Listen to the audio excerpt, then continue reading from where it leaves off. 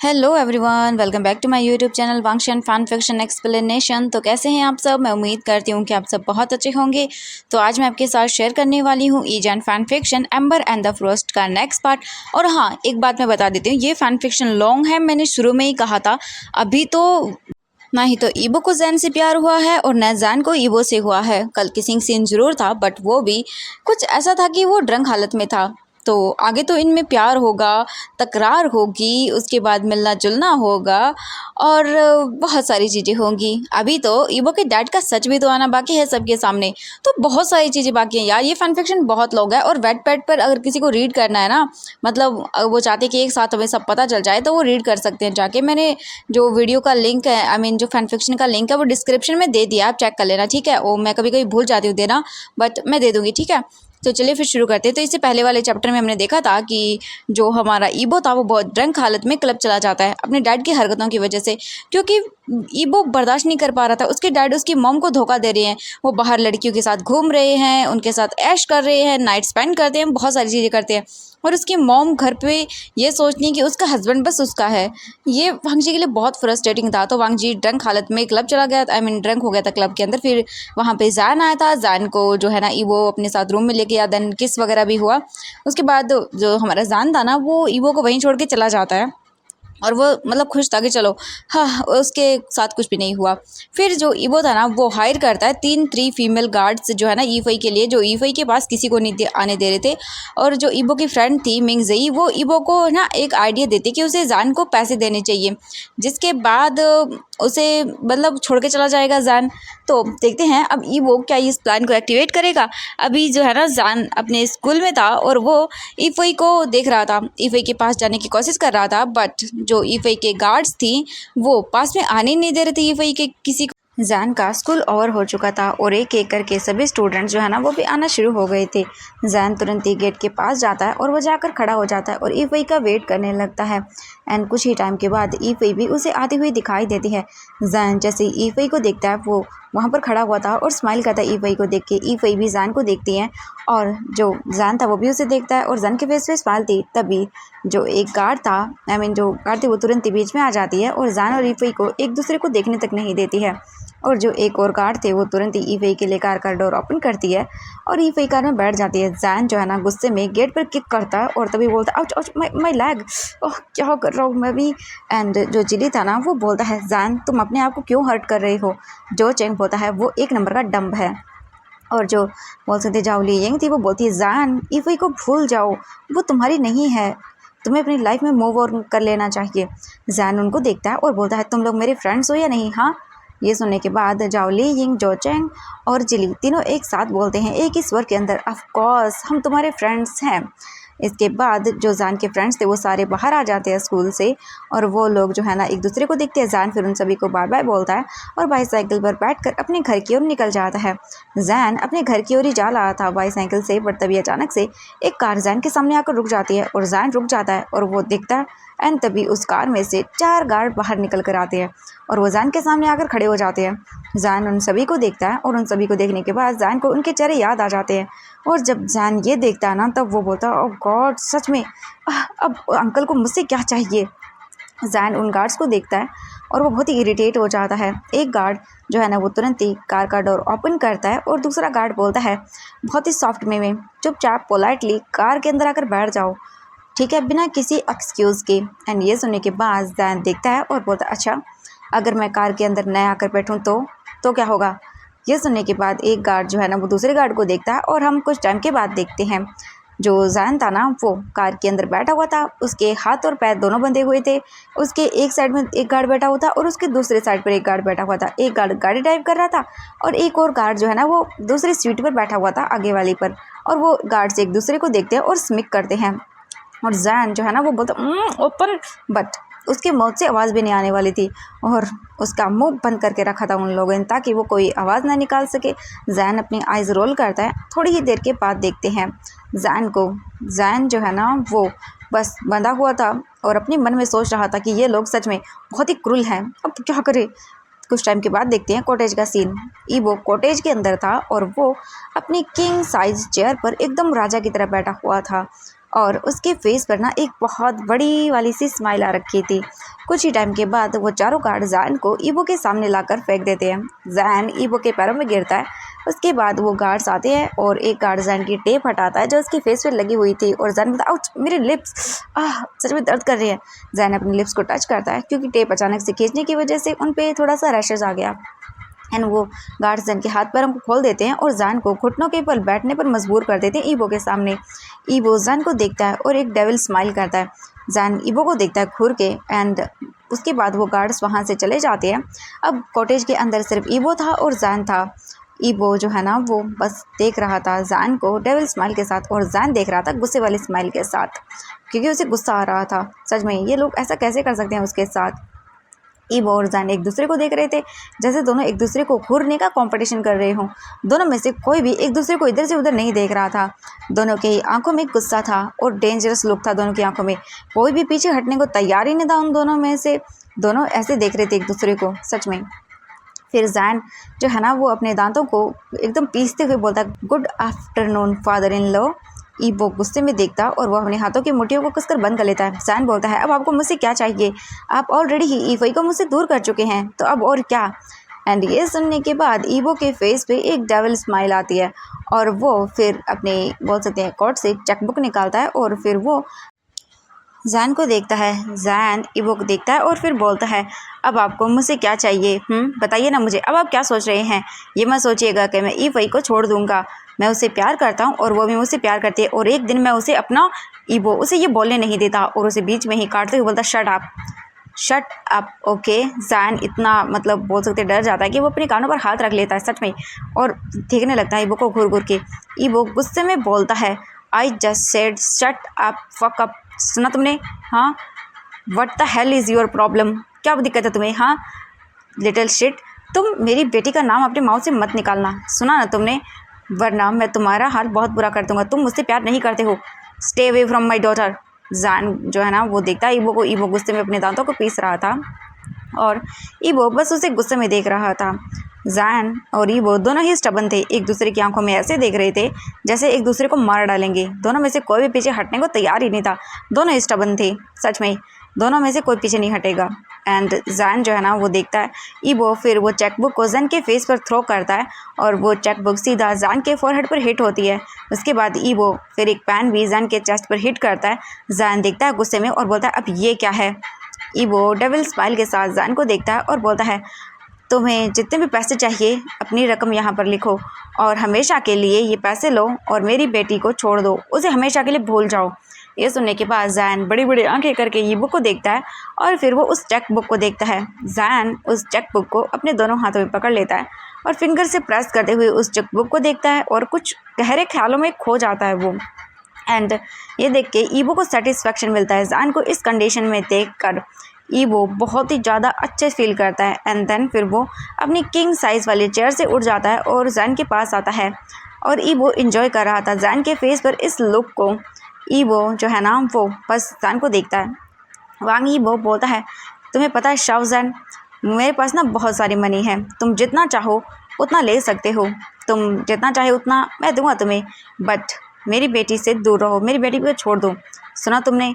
और अगर तुम चाहते हो तो मैं तुम्हें एक मैंशन भी दूंगा वो फ्री में और इसी के साथ एक लग्जरियस कार भी दूंगा तुम्हें, ठीक है। बस मेरी बेटी को भूल जाओ एंड उसे छोड़ दो, ठीक है। जैन फिर ईबो को देखता है और फिर ईबो को देख के वो उस चेकबुक को अपने दोनों हाथों में पकड़ता है और उस चेकबुक के 2 टुकड़े कर देता है और उसके बाद वो उस चेकबुक को दूसरी साइड में फेंक देता है। वैसे तो जैन ईबो के माउथ पर उसको फेंकना चाहता था बट जैन अपने लिमिट जानता है, इसीलिए वो दूसरी साइड में फेंक देता है। अब वो अपनी लिमिट्स को क्रॉस नहीं कर सकता है, ईबो उससे बड़ा है तो जैन तो ये नहीं करेगा ना।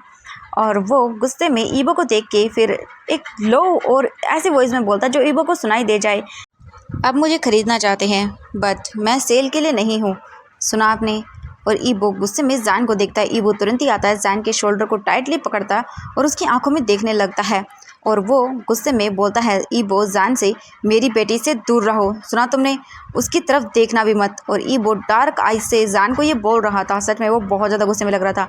जैन बोलता छोड़िए मुझे। जैन को तुरंत ही वो किसिंग सीन याद आ जाता है। और जब वो सब याद आता है ना उसे तो बहुत अजीब लगता है। जैन ये सब याद करना नहीं चाहता था जब ईवो ने कल मतलब उस रात उसे किस किया था, और वो बहुत ही अजीब सा मोमेंट था उनके बीच में। तो जैन बस ईवो के चेस्ट पर हिट करता है और बोलता है छोड़िए मुझे, छोड़िए, जाने दीजिए मुझे। और ये बोलकर वो अपने आप को छुड़ाने लगता है। बट ईवो जैन को छोड़ने के लिए बिल्कुल रेडी नहीं था। जैन इससे इरिटेट हो जाता है और उसके बाद वो फिर स्ट्रगल करना बंद कर देता है। ईवो की ग्रिप फिर जैन के जो शोल्डर थे वहाँ पर लूज़ हो जाती है, और जो जैन था ना वो बस देखता है, एंड तुरंत ही जो जैन था ना वो ईवो को देखता है। ईवो तुरंत ही जैन को अपनी ओर खींचता है तुरंत ही, और उनके बीच में बहुत ही कम डिस्टेंस था। ईवो जो है ना वो जैन को देखता है और जैन ईवो को देखता है। ईवो जो है ना वो जैन से बड़ा था, इसलिए जो जैन था ना वो ईवो को जो है ना वो ऊपर सर करके देख रहा था। ईवो बोलता है मैं तुम्हें सब कुछ देने के लिए तैयार हूँ, बट मेरी ईवो को छोड़कर तुम्हें जो चाहिए वो मैं तुम्हें दूंगा, तो तुम लेते क्यों नहीं हो। एंड ये सुन के जो जैन था ना वो कंफ्यूज हो जाता है, और वो एक सॉफ्ट मतलब फेस बोल सकते हैं ईवो के चेहरे में देखता है। और ये पहली बार था कि ईवो सॉफ्ट गेज से जैन को देख रहा था। उसे कुछ भी समझ नहीं आता, बट जैन अपनी आइज़ को रोल करता है और वो ईवो को पुश करता है और उसके बाद उससे दूर हो जाता है। और जो ईवो था ना अभी भी उसी स्टेट में खड़ा हुआ था, जिस तरह से ईवो ने जैन के शोल्डर को पकड़ा हुआ था बिल्कुल वैसे ही था वो अभी भी। और वो बस जैन को देखता है, बट जैन कोई भी रिप्लाई नहीं करता और तुरंत ही वो कॉटेज से बाहर आ जाता है। ईवो बहुत ही ज़ोर से चिल्लाता है और वो जो ग्लास का वहाँ पे एक टेबल था उसे उठाता है एंड उसे फेंक देता है, और चारों तरफ जो है ना वो कांच के पीसेस जो है फ्लोर था उस पर बिखेर जाते हैं। और बस ईवो गुस्से में चिल्लाता है और वो बस देख रहा था। फिर वो अपनी चेयर पर बैठ जाता है और जो ना हैवी हैवी ब्रीथ लेने लगता है। ईवो शाउट करके बोलता है कि मैं तुम्हें सब कुछ देने के लिए तैयार हूँ, बस उसे छोड़ दो। और ईवो चिल्लाते हुए फिर से बोलता है शाओज़ान मैं तुम्हें सच में तुम मेरी बात सुनते क्यों नहीं हो।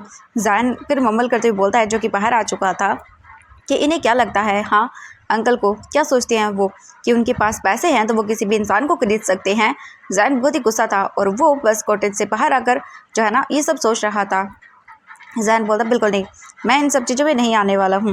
जैन मम्बल करते हुए बोलता है ओ गॉड, अब मैं अपने घर के लिए लेट हो गया हूँ। मॉम डैड और स्पेशली ईफई और स्पेशली मेरी शिजे शुआनलू वो कितना मेरे लिए टेंशन कर रही होंगी। सच में इनकी वजह से मैं लेट हो गया, वो मेरे लिए टेंस हो रहे होंगे। इसके बाद जैन फिर वहाँ से चलना शुरू कर देता है। हम देखते हैं एक कार को जो कि जैन के साइड में चलने लगती है, और जैन कार के कलर को देख के समझ जाता है कि ये ईवो की बहुत ही एक्सपेंसिव कार है। जैन बिल्कुल भी रिएक्ट नहीं करता और फिर से वो चलना शुरू कर देता है। ईवो का एक गार्ड तुरंत ही कार से बाहर निकलता है और वो तुरंत ही जो जैन था ना उसके हाथ को पकड़ता है और अचानक से कार में जैन को थ्रो कर देता है। और जैन इतना सडनली ये एक्शन हुआ था ना कि संभल ही नहीं पाया, और उसके बाद वो कार ओपन करने की कोशिश करता है, बट उसका डोर लॉक हो चुका था एंड जैन कुछ भी नहीं कर पाता, उसे बैठना पड़ता कार के अंदर। ईवो और जैन दोनों ही कार में बैठे हुए थे और दोनों में से कोई एक दूसरे को ये बोले कि नहीं देख रहा था जैन के हिसाब से, बट ईवो तो जैन को देख रहा था अपनी आइज़ के साइड कॉर्नर से, बट जैन उसे नहीं देखता है। वो बस कुछ सोच रहा था और वो बाहर देख रहा था। दोनों में से कोई भी पीछे हटने को तैयार ही नहीं है, बिल्कुल भी नहीं। एंड कुछ ही टाइम के बाद जैन के घर के पास जो है ना वो आ जाता है ईवो, उसकी कार। जैन तुरंत ही कार से बाहर निकलता है और बिना ईवो को देखे हुए, मतलब वो कुछ भी नहीं देखता और बस चलना शुरू कर देता है। जो जैन था ना वो अपने स्कूल की ओर जा रहा था, एंड हम देखते हैं शुआनलू को जो कि अपने घर के छत पर खड़ी हुई थी रूफटॉप पर। एंड जब वो जैन को देखती है वो भी स्कूल की ओर जाते हुए, एंड तब वो बोलती हाँ ये क्या हुआ। उसने कार से निकलते हुए जैन को नहीं देखा था, बस वो जो स्कूल की ओर जाते हुए देखती है। एंड वो वहीं से बोलती है जैन क्या कर रहे हो तुम, कहाँ जा रहे हो, हाँ स्कूल की तरफ क्यों जा रहे हो। जैन अपनी शिजे को देखता है और बोलता है शिजे वो एक्चुअली मेरा बैग और बाईसाइकिल जो है ना वो स्कूल के पास ही है, मैं लेकर आता हूँ। ये सुनने के बाद वो बोलती व्हाट जैन ये सब क्या है, तुम अपने साथ क्यों नहीं लेकर आए अपनी बाईसाइकिल और बैग को। जैन सोचता है एक्चुअली वो शिजे फिर वो रुक जाता है क्योंकि वो क्या बताए कि वो ईवो के साथ था। फिर वो सोचता है कि थोड़ी देर के बाद कोई बात नहीं, फिर वो बोलता है कि शिजे एक्चुअली मेरे दोस्तों ने मुझे एक टास्क दिया था, मैं बस वही कंप्लीट कर रहा था, आप चिंता मत करिए, मैं है ना आ रहा हूँ, ओके आप चिंता मत करिए। और ये बोल कर वो जाने लगता है। उसकी हालत जो है ना ख़राब हो रही थी, बट फिर भी वो टेंशन नहीं लेता है। कुछ टाइम के बाद देखते हैं हम जो ईवो था वो ड्राइवर को बोलता है चलो ऑफिस, एंड वो वहाँ से निकल जाता है और जैन अपना बैग लेके फिर अपने घर आ जाता है। अब हम ईवो के घर का सीन देखते हैं। ईवो पूरा दिन अपने जो है ना ऑफिस के अंदर यही सब सोचता रहा और अभी वो घर आया था और ईबो मेन डोर से अंदर हॉल में आता है, तभी वो देखता है वहाँ पर ईबो की फ्रेंड मिंग जई थी। वो तुरंत ही ईबो के पास भाग कर आती है और बोलती, ईबो क्या हुआ, हाँ क्या तुमने उस आइडिया पर काम किया, क्या क्या उसने पैसे एक्सेप्ट कर लिए। ईबो बोलता है नहीं उसने नहीं किया। ये सुन के बोलता है व्हाट, क्या। ईबो मेंटली टायर्ड हो गया था बहुत ही ज़्यादा, और फिर वो ईफई को वहीं हॉल में छोड़ के मिंगजेई को वो अपने रूम के अंदर आ जाता है। 1 घंटे के बाद ईबो जो है ना वो ईफई के डोर के बाहर नॉक करता है एंड ईफई जो है ना वो तुरंत डोर ओपन करती है और बोलती डैड। जो है ना ईफई के फेस जो है ना वो साइड हो गया था। ईबो जेंटली उसे हग करता है और फिर वो ईफई को आकर जो है ना काउच पर बैठा देता है। ईफई भी बैठ जाती है। ईफई बहुत ही सैड थी। ईबो उसे देखता है और फिर वो बोलता है आई एम सॉरी प्रिंसेस, क्या मेरी वजह से अपसेट हो तुम। ईफई अपना सिर हिलाती है एंड ईबो बोलता है ईफई आई एम सॉरी, मैं क्या करूँ, तुम्हें पता है ना मैं तुम्हारी अच्छे के लिए कर रहा हूँ, मैं तुम्हारे बस बेटर फ्यूचर के लिए कर रहा हूँ ताकि तुम इन द फ्यूचर कभी रिग्रेट ना करो, तुम जानती हो ना।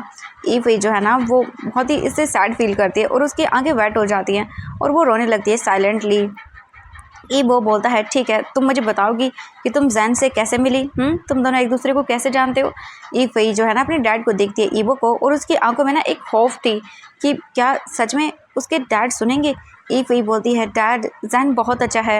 ये सुनकर जो है ना ईबो अपने सिर को हाँ में हिलाता है और ये देख के ईफई को चलो लगता है कि उसके डैड उसके बारे में मतलब सुनने के लिए रेडी तो हुए एंड ये उसे बहुत अच्छा लग रहा था। हो सकता है शायद वो मान जाए इन सब चीज़ों को लेके, तो इसीलिए बस उसे बहुत अच्छा लग रहा था।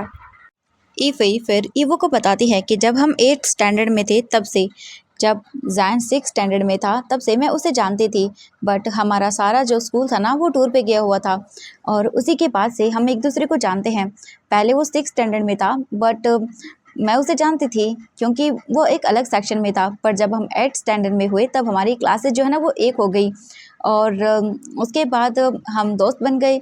जैन और मैं जब 8th स्टैंडर्ड में थे तब हम गए थे एक टूर पर, जहाँ पर जैन जो है ना वो एक बोल सकते हैं पानी में गिर गया था स्विमिंग पूल के अंदर, जो कि बहुत डीप था। वहाँ पर सारे लोग थे बट किसी ने भी जैन को नहीं बचाया था और वहाँ पर मैंने जैन को बचाया था, उस पॉन्ड में से बाहर निकाला था। उसके बाद हम दोनों बेस्ट फ्रेंड बन गए एंड देन हम एक दूसरे को जो है ना वो देखने लगे, पहचानने लगे, जानने लगे और उसके बाद हम दोनों ने एक दूसरे को प्रपोज किया, हम दोनों को एक दूसरे से प्यार हुआ और तब से ही हम दोनों एक साथ हैं। ये सुन के ईबो अपना सिर हाँ में हिलाता है और वो ईफई के सर पर पैट करता है। उसके बाद वो काउच से उठता है और रूम से बाहर आ जाता है और ईफई स्माइल करती है। अब हम देखते हैं एक फ्लैशबैक। जैन और ईफई दोनों ही जो ना वो 8th स्टैंडर्ड में थे बट वो नॉर्मल क्लासमेट थे, बट ईफई जो है ना वो जैन को देखा करती थी काफ़ी लॉन्ग टाइम से और अभी भी जो है ना वो जैन को देख रही थी। 8th स्टैंडर्ड में थे वो लोग एंड तभी जो उसकी फ्रेंड थी चेंग शुआन वो उसके पास आती है और बोलती क्या हुआ, तुम मुझसे बात नहीं करोगी, हाँ उसे देखती रहोगी। तो वो बोलती मुझे डर लगता है। तो वो बोलती कोई बात नहीं, तुम एक बार उससे बात करो ठीक है। तो बोलती हाँ ठीक है एंड देन उसके फेस पे स्माइल आ जाती है। कुछ ही टाइम के बाद हम देखते हैं फिर सभी स्टूडेंट जा रहे थे वहाँ से एंड जो ईफई थी ना वो स्माइल करती है और वो क्लास ओवर होने के जैन के पास आती है और फिर बोलती है जैन देखता है और हेलो एंड ईफई बोलते मुझे तुमसे कुछ बात करनी है। जैन जो है ना वो बोलता है कि हाँ, बट तभी जिली जो है ना वो बोलता है शेमलेसली कि मुझे वॉशरूम जाना प्लीज़, मैं कंट्रोल नहीं कर पा रहा हूँ चलो।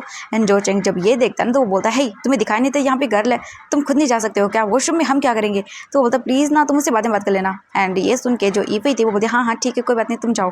एंड इसके बाद जैन फ्रेंड्स के साथ चला जाता है और उसके बाद से उन्हें टाइम भी नहीं मिलता। हम कुछ टाइम के बाद देखते हैं टूर का टाइम था, वो लोग सभी हिल स्टेशन पर जा रहे थे। एक बहुत ही फेमस था जहाँ पर बच्चे टूर मतलब वहाँ पे गए थे एंड जो ईफी थी वो चैंग शुआन के साथ बैठी थी और जैन अपने फ्रेंड्स के साथ बहुत ही एंजॉय करते हैं वो लोग वहाँ जाकर। एंड जो जैन था ना वो भी अपने फ्रेंड्स के साथ बहुत एंजॉय करता है। अभी वो लोग पूल साइड पे थे, जैन भी वहाँ पर था और वो बस देख रहा था एंड जैन पूल के काफ़ी पास था। एंड कुछ टाइम के बाद देखते तभी अचानक से कोई जैन को धक्का देता है, जैन पूल के अंदर गिरता है और वो डूबने लगता है। जो स्टूडेंट वहाँ पर थे वो जैन के लिए चिल्लाने लगते हैं बट कोई उसके अंदर जा नहीं रहा था। एक टीचर भी देखते हैं और वो तुरंत ही पूल साइड पर आने लगते हैं बट तभी अचानक से ईफई जो है ना वो पूल के अंदर कूद जाती है और उस जैन के पास जाती है, जैन को पकड़ती है और उसे कैसे तैसे करके पास लेकर आती है पूल के और फिर टीचर भी हेल्प करते हैं। जैन बाहर निकल जाता है और फिर वो ईफई को देखता है। ईफई बोलती है जैन तुम ठीक हो, बहुत ही डर गई थी वो। जैन बोलता हाँ मैं ठीक हूँ। जैन बोलता थैंक यू सो मच मेरी जान बचाने के लिए। ईफई बोलते हाँ एंड उसके बाद वो जैन का हाथ टाइटली पकड़ लेती है और उसी के बाद रहती है। उस जो घटना के बाद जैन और ईफई एक दूसरे के फ्रेंड बन गए थे या ये कहीं की बेस्ट फ्रेंड एंड ऐसे ही टाइम बीतने लगता है। 7 महीने हो चुके थे उस घटना को और उसके बाद वो लोग एक दूसरे के अच्छे फ्रेंड्स थे। अभी जो है ना जैन अपने फ्रेंड्स के साथ घर जा रहा था बस के टाइम से एंड तभी जो ईवो थी ना वो चंग शुआन के साथ थी, वो तुरंत ही उसका हाथ छोड़ देती है और वो जैन के पास आती है, उसका हाथ पकड़ती है, उसे कॉर्नर में लेके जाती है और उसके बाद वो बोलती है जैन वो मुझे तुमसे कुछ कहना है। जैन भी क्यूरियसली उसे देखता है और बोलता हाँ बोलो। एंड वो तुरंत ही अपने बैग से एक जो है रोज़ निकालती है, जैन को देती है और बोलती जैन क्या तुम मेरे बॉयफ्रेंड बनोगे, I love you. And Jain ये सुन के स्माइल करता है, उसके सर पर पेट करता है और बोलता है हाँ बिल्कुल। एंड वो दोनों एक दूसरे के स्माइल करते हैं देख के और यहीं पर ये फ्लैशबैक एंड होता है। और ईवी जो है ना ये सब सोच के एक डेविल स्माइल के साथ बोलती है मैं डर गई थी, बट कोई ये चीज़ नहीं जानता कि उस टाइम पर जैन को उस स्विमिंग पूल के अंदर धक्का देने वाली मैं ही थी। मैं बहुत डर गई थी जैन की जान को खतरे में डालने के लिए, बट उसे पाने के लिए मुझे उसे जान खतरे में डालनी ही पड़ी और ये चीज़ कोई नहीं जानता। और ये बोलकर वो डेविल वाली स्माइल करती है। ईफई किसी को भी पाने के लिए उसकी जान को डेंजर में भी डाल सकती है और यही एक सीक्रेट है जो कोई नहीं जानता। जैन को लगता है किसी और ने उसे धक्का दिया था, बट वो ईफई थी।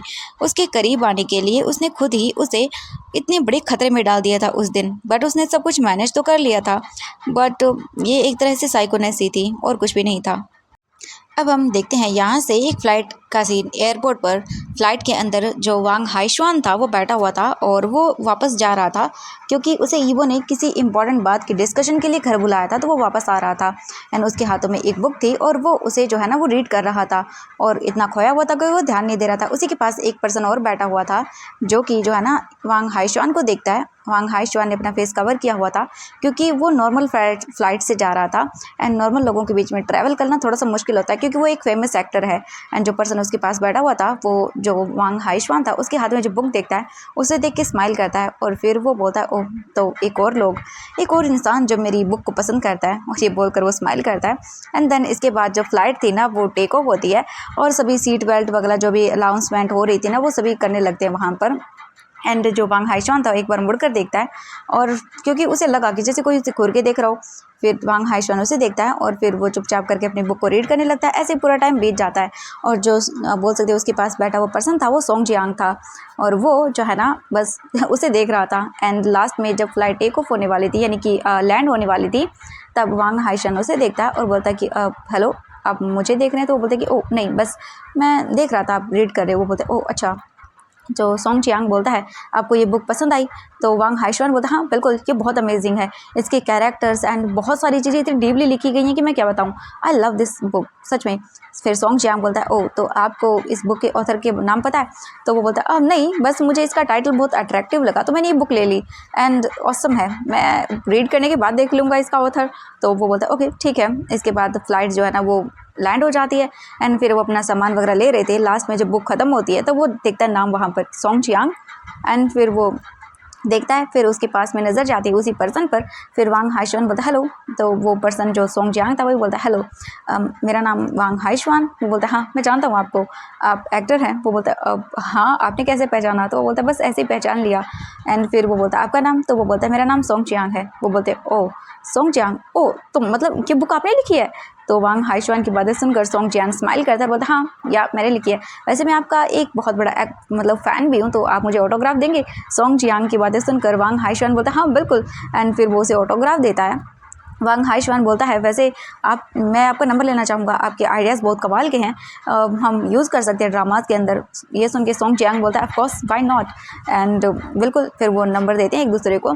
इसके बाद वांग हाइशुआन बोलता है वैसे आप किसके साथ रहते हैं? एंड देन वांग हाइशुआन को मतलब पूछने के बाद सोंग जियांग बता देता है कि वो यहाँ पर जो है ना अपने पेरेंट्स के साथ चोंगचिंग में रहता है, बट वो यहाँ पर आया क्योंकि उसकी जो सिस्टर है ना उनका बेटा यहाँ पर पढ़ता है, यूनिवर्सिटी स्टूडेंट में जाने वाला, पास हुआ है, तो बस कुछ दिनों के लिए वो उन्हीं के पास आया है। ये सुनने के बाद वांग हाइशुआन की बातें सोंग जियांग बोलता है ओह अच्छा ठीक है। एंड ये कन्वर्सेशन यहीं पर एंड होती है। वांग हाइशुआन अपने रास्ते निकल जाता है और सोंग जियांग अपने रास्ते। एंड ये दोनों मैं बता देती हूँ शुयांग और जो है ना साओशिंग चैन है, ठीक है? फिर बाद में आप बोलोगे कैरेक्टर समझ नहीं आ रही। अब हम देखते हैं ईवो के घर का सीन। जो ईवो था वो बैठा हुआ था काउच पर और उसके लैपटॉप में किसी इंसान की फ़ोटो थी और हम देखते हैं कुछ ही टाइम के बाद वहाँ पर ईवो की मॉम, ईवो की आंटी यानी कि वांग सीसी भी आ जाती हैं, ईवो के डैड, ईवो के अंकल एंड वांग हाइशुआन वो भी आ जाता है। मतलब फैमिली के जितने भी मेम्बर्स थे वो वहाँ पर मौजूद थे। जो ग्रैनी वांग थी वो भी वहाँ पर आ चुकी थी। एंड वांग हाइशुआन जो है ना आता है और बोलता है ब्रदर क्या बात है, आप सबने यहाँ पर मतलब इकट्ठा क्यों किया है, सबको बताएंगे? ईवो बोलता है ठीक है बैठ जाओ। इसके बाद सभी लोग जो है ना काउच पर बैठ जाते हैं ईवो सबको देखता है और बोलता है मैंने एक डिसीजन लिया है ईफई के रिगार्डिंग, यानी कि उसको लेके, और आप सबका मतलब होना ज़रूरी है उस डिसीजन के अंदर, क्योंकि ये ईफई की लाइफ को लेकर है। तो इसीलिए मैं आप सबकी इसमें राय जानना चाहता हूँ, इसीलिए मैंने आप सबको बुलाया है। उसके फ्यूचर के लिए बहुत इंपॉर्टेंट है। फिर ईवो जो है ना अपनी फैमिली मेम्बर्स को देखता है और फिर ईवो उन सभी को अपने लैपटॉप में जो फ़ोटो थी ना वो अपने सारे फैमिली मेम्बर्स को दिखाता है। एंड ये देख के जो ईवो था ना वो सबको देखता है।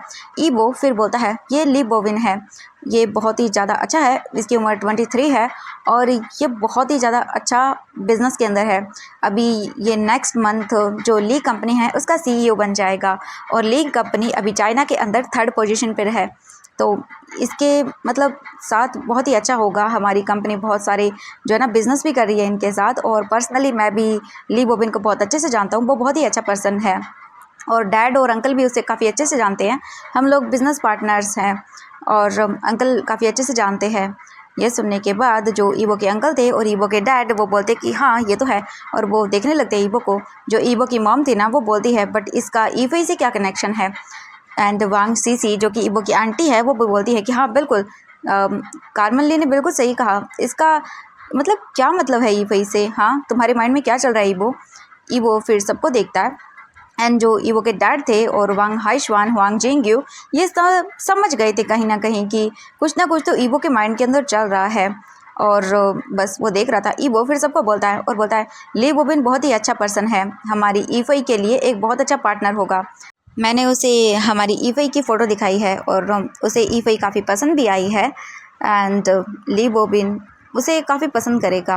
एंड ये सब सुनने के बाद जो ईफई थी उसकी बॉडी तो पूरी फ्रीज़ हो जाती है।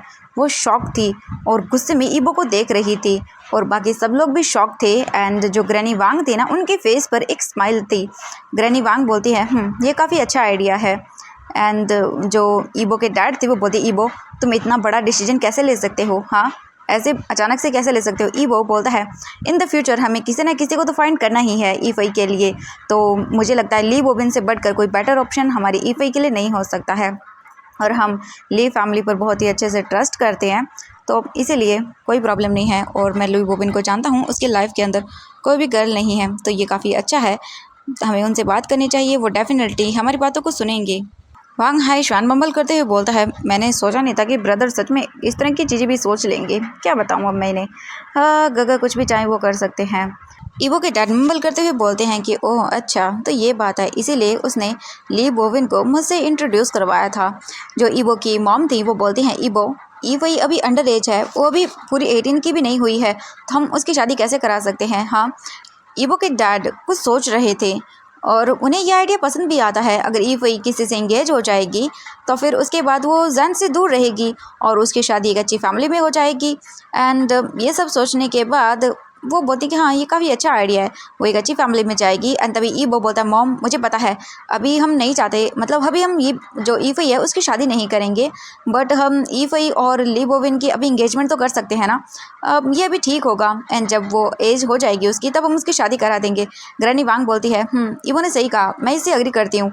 एंड जो ईवो के डैड थे वो भी बोलते हैं कि हाँ मैं भी एग्री करता हूँ इससे। एंड जो वांग सीसी थी वो बोलते हैं कि मुझे नहीं पता अभी मुझे क्या बोलना चाहिए, इसीलिए मैं कुछ नहीं बोलने वाली अभी। एंड जो वांग ईजाओ था वो बोलता है कि वेल मुझे कोई प्रॉब्लम नहीं है, बट ईफई अगर अग्री है तो ठीक है, कोई प्रॉब्लम नहीं है। एंड वह जो वांग ईवी थी ना वो गुस्से में सबको देखती है और बोलती है हो गया आप सबका, आप सभी ने अपने अपने थॉट्स रख दिए हैं मेरे सामने, बट अब मुझे सुनिए, किसी ने क्या मुझसे पूछा है मुझे क्या करना है और क्या नहीं, मुझे शादी करनी भी है या नहीं। एंड जो हुआंग जिंग्यू था वो ईफई को देखता है और बोलता है ईफई, वो उसके पास आता है और उसके हाथों को पकड़ लेता है, क्योंकि वो अच्छे से जानता है कि ईफई जान को पसंद करती है। और सभी लोग ईफई को देखने लगते हैं। ईफई बोलती है मुझे शादी नहीं करनी है, और वो सभी लोगों को देखने लगती है गुस्से भरी आंखों से। ईवो बोलता है ईफई मेरी बातों को एक बार सुनो, ठीक है, मुझे समझने की कोशिश करो। ईफई बोलते नहीं, मुझे मुझे ये सब नहीं करना है, मैं अब ये सब और बर्दाश्त नहीं करूँगी, प्लीज़ प्लीज़ मुझे मेरी लाइफ को मेरे तरीके से जीने दीजिए। ईफई बहुत गुस्सा हो गई थी, उसे रोना आ रहा था, क्योंकि ये लोग उसे पता नहीं क्या क्या कर रहे थे। सच में इन लोगों ने उसके लाइफ को जैसे बाउंड्रीज़ में कैद करके रख दिया है। ईफई की आंखों से आंसू गुजर रहे थे एंड वो बहुत ही बुरी तरह से रो रही थी। एंड तभी जो ईवो की मॉम थी वो ईवो के आंसुओं को वाइप करने लगती हैं। ईवो की मॉम गुस्से में बोलती हैं ईवो अब इनफ, बंद करो ये सब। ईबो की जो ग्रैनी थी ना वो बोलती हैं ग्रैंड माँ कि आई थिंक ईबो सही बोल रहा है, ईफई को एक बार सोचना चाहिए इस बारे में। ईफई बोलते नहीं, बिल्कुल भी नहीं, और वो रोते हुए अपने रूम की ओर भाग जाती है और सारे फैमिली मेम्बर्स उसे देखने लगते हैं। वांग हुआंग जो है ना वो बोलता है ब्रदर इट्स ओके, मतलब कम थोड़ा बहुत उसे टाइम तो दीजिए, अचानक से आप ये सब कर रहे हैं, ठीक है उसे टाइम दीजिए। हुआंग जिंक्यू भी बोलता है प्लीज़ ब्रदर उसे जो है ना वो कंट्रोल करना बंद कर दीजिए, उसकी लाइफ को उसे उसके तरीके से जीने दीजिए, प्लीज़ उसे फ्रीडम दीजिए। एंड ये सुन के ईवो सबको देखता है और बोलता है कौन कौन मेरे डिसीजन से एग्री करता है। जो ईवो के डैड थे वो बोलता है मैं भी एग्री करता हूँ, एंड जो ग्रैनी वांग थी वो भी बोलती हैं कि मैं भी एग्री करती हूँ। और जो वांग ईजाओ था वो भी बोलता है कि मैं भी एग्री करता हूँ, बट ईवो इस टाइम पर सैड है। इसके बाद ईवो अपने लैपटॉप को देखता है, उसे बंद करता है और इसके बाद अपने रूम की ओर चला जाता है। अब हम जैन के घर का सीन देखते हैं। जैन इस वक्त अपने रूम में था और वो पिलो फाइट कर रहा था अपने अंकल सोंग जियांग के साथ, और वो लोग बहुत ही बुरी तरह से फाइट करते जा रहे थे। उन्होंने पूरी जो रूम था उसे मैसे बना दिया था और पिलो फाइट हो रही थी, चारों तरफ जो है ना सामान बिखरा पड़ा था। एंड हम देखते हैं जैन की मॉम को जो नीचे थी एंड डाइनिंग टेबल पर खाना लगा रही थी, एंड जो शुआन लू थी वो उनकी हेल्प कर रही थी, और जो मेड था ना वो कोई और काम कर रहा था। एंड ये सब मतलब जो आवाज़ें सुनने के बाद जो जैन की मॉम थी वो बोलती हैं कि सच में ये दोनों शुरू हो गए। एंड ये सुनने के बाद जो स्वान लू थी वो बोलती मॉम इट्स ओके उन्हें खेलने दीजिए, आप तो जानती है ना वो कितने टाइम के बाद मिले हैं एक दूसरे से, तो करने दीजिए। वो बोलती हाँ ठीक है कोई बात नहीं। एंड कुछ टाइम के बाद वो डिनर वगैरह जो है ना वो सेट कर देती हैं अच्छे से। शुआन लू इसके बाद रूम के अंदर जाती हैं, एंड जो जैन के डैड थे वो तो चुपचाप करके बैठे हुए थे, वो उन्हें करने दे रहे थे जो वो करना चाहते हैं, बच्चे को इतनी मस्ती कर रहे हैं उन्हें करने देते हैं।